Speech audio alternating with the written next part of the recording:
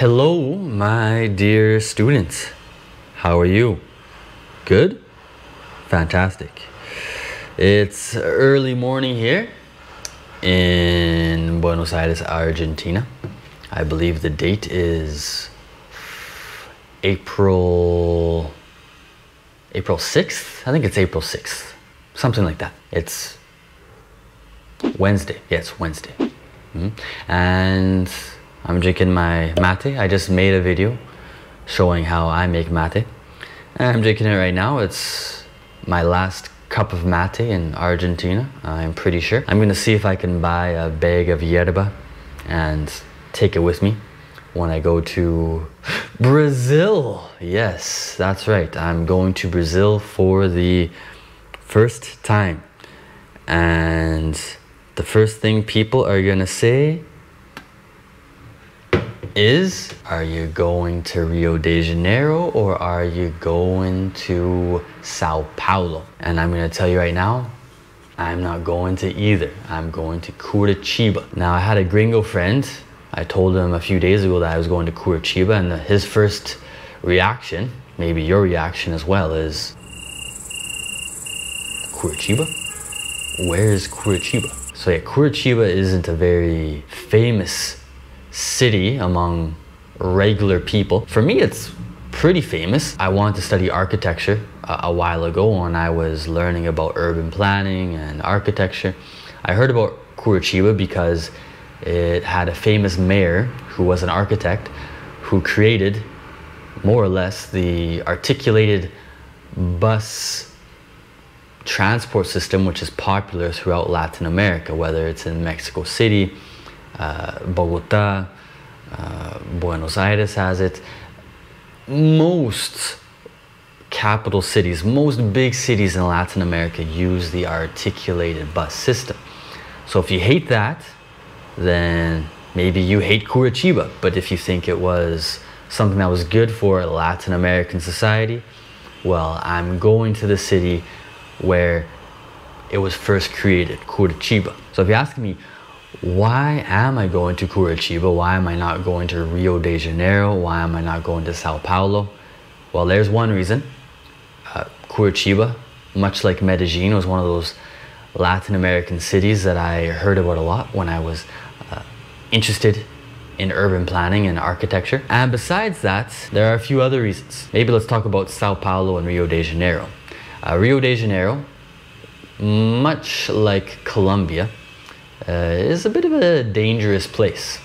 And in Colombia, I love Colombia, and I'm able to survive in Colombia without getting robbed most of the time. I don't want to jinx myself and say that I never get robbed, but ever since I was robbed 7 years ago in Bogota, I have learned from my mistakes and now I avoid trouble. But I'm going to Brazil.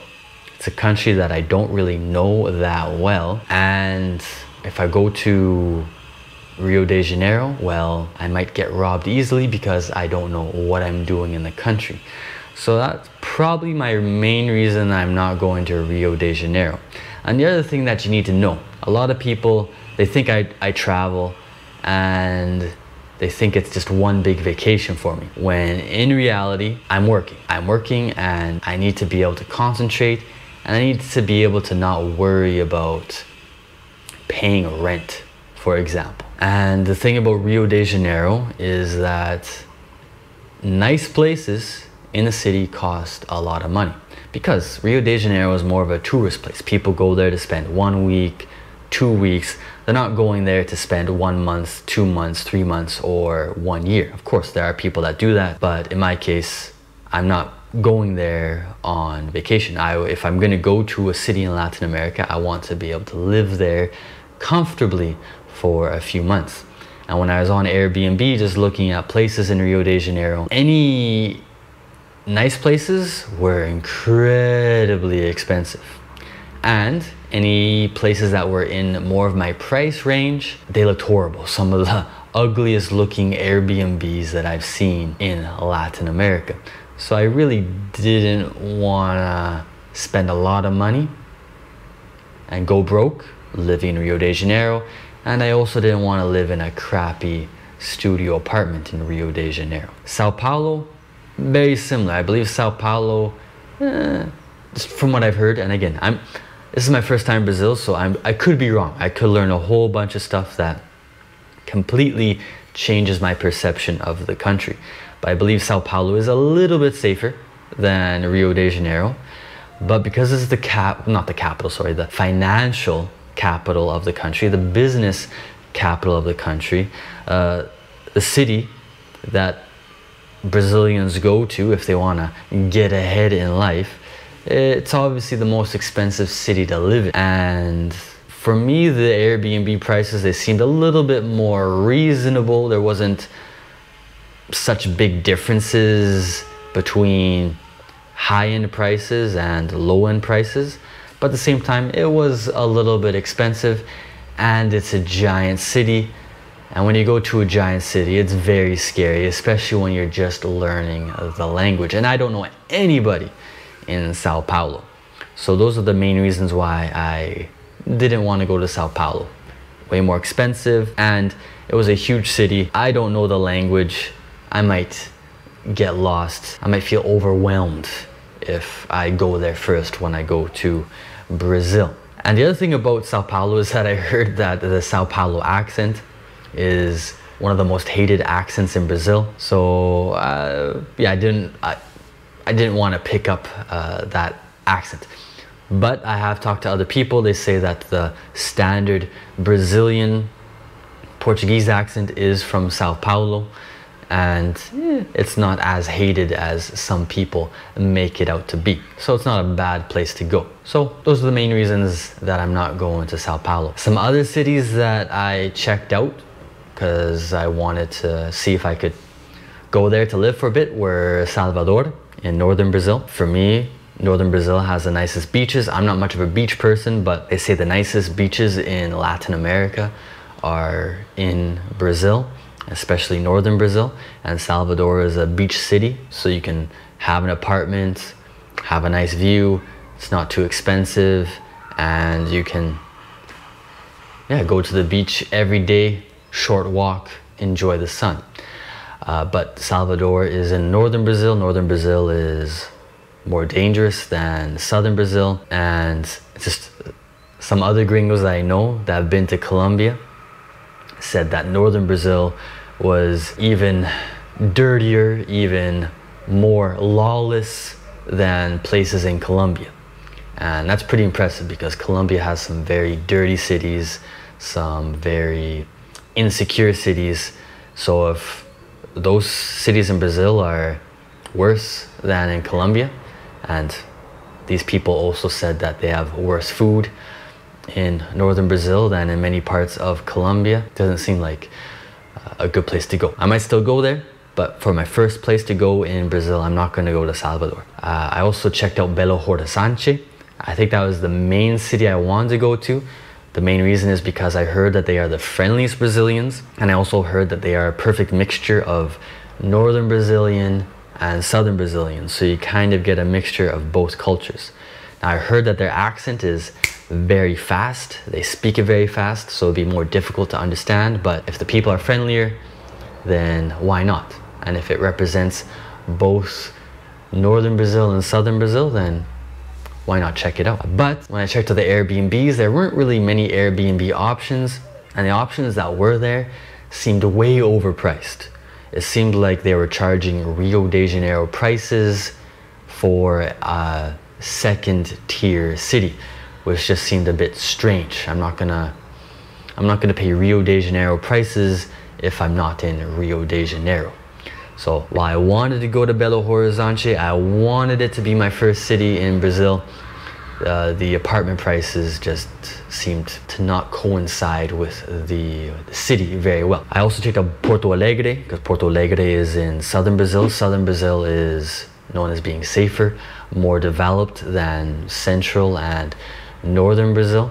Porto Alegre is a city, a capital city in southern Brazil, the closest capital city to Uruguay and Argentina.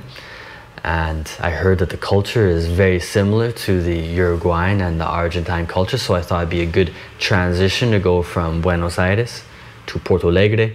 But whenever I talked about Porto Alegre with people, no Brazilians, nobody seemed very interested in the city. Nobody seemed excited about the city. So it seems like a city that doesn't have anything going on, anything happening. At the same time, the Airbnbs, they looked very nice, very modern, very developed, the Airbnbs in Porto Alegre, and for good prices. But like I said, it doesn't seem like there's anything going on in the city, so it might not be a good city to go to. As well, they have a very unique accent. Most Brazilians, they use você when they want to say you, but in Porto Alegre they say tu, I believe. So I don't really want to pick up a Santa Catarina accent, Brazilian accent, to start my Brazilian journey. And that leaves me with Curitiba. So why Curitiba? One, I heard it's one of the cleanest, one of the most organized, one of the safest cities in Brazil.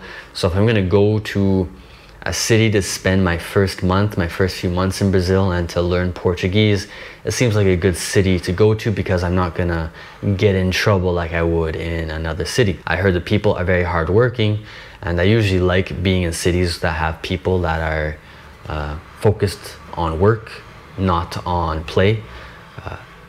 I'm pretty sure I would like Rio de Janeiro, but I'm going to be surrounded by so many luxuries and pleasures, it might be very distracting. So in Curitiba, I'm pretty sure I'm going to be able to concentrate. I'm going to be able to enjoy the city. It's nice and small, it's organized. I'm not too sure if it's going to be noisy or quiet. It is Latin America, but I'm guessing it's going to be one of the quieter cities in Brazil. And as for the accent, I do know that they have an interesting accent in Paraná, the state that Curitiba is the capital of. I have heard some people from Curitiba speak Portuguese and they say the R's like gringos, which is interesting. So there's a chance that I might pick up a bit of Curitiba accent in my Brazilian Portuguese, but I've been practicing and learning Brazilian Portuguese for a few months. So I think I have enough neutral Brazilian Portuguese in my system that I'm not gonna start speaking like somebody from Curitiba. And yeah, those are the main reasons I'm gonna go to Curitiba right now. I have a place booked for 1 month. Hopefully I have no problems leaving Argentina, fingers crossed. And yeah, so for now, 1 month in Curitiba. If I like it, I'll probably stay for 2 more months in Curitiba. And if it's kind of boring, if it's not much of a challenge, I might go to a different city. I might go to Rio de Janeiro. I might go to Salvador. I might go to Belo Horizonte. I might go to Sao Paulo. I'm not too sure. I might go to Brasilia. Brazil is a huge country, so there's many places to check out. But for now, Curitiba is where I'm going to first. I hope I like it. And now you know, my dear student, the student who should be learning English. Hopefully you enjoyed this explanation, this video of me speaking a natural English like I would in a conversation, in a presentation.